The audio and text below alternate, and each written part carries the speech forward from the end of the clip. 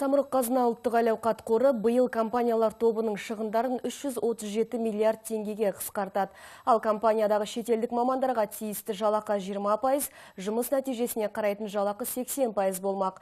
Бұл ақш-тағы тәжірибе дейді қор төрағасы Өмірзақ Шөкеев. Толығырақ келесі бейнематериалда.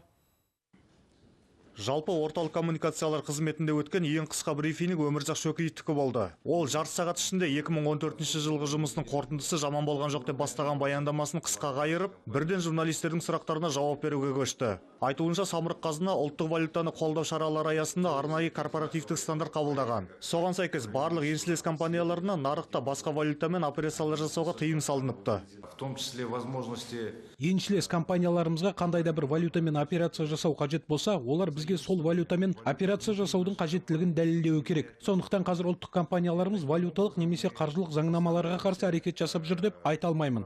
Ал таяуда үкіметтің кеңейтілген отырысындағы президенттің шығындарды оңтайландыру жөніндегі тапсырмасын орындау үшін Самұрық-қазына былтыр жоспарлап қойған компаниялар тобының шығындарын 337 миллиард теңгеге қысқартпақ. Оның ішінде Қазмұнайгаз компаниясының менеджменті биыл шығындарын 134 миллиард теңгеге, Қазақстан темір жолы 84 миллиард теңгеге азайтатын болды дейді басқарма төрағасы. Сондай-ақ ол компаниядағы шетелдік мамандарға қандай жалақы төленетіндігін айтты.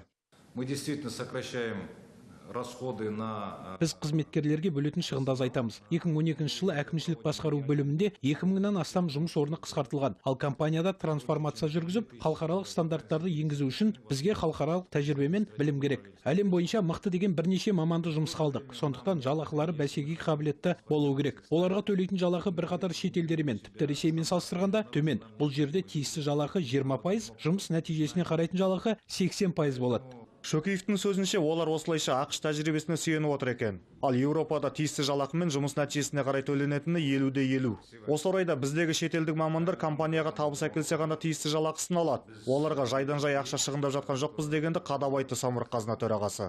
Еркеғали Болатұлы, Виктор Гудзис, Қазақ Ньюс, Астана.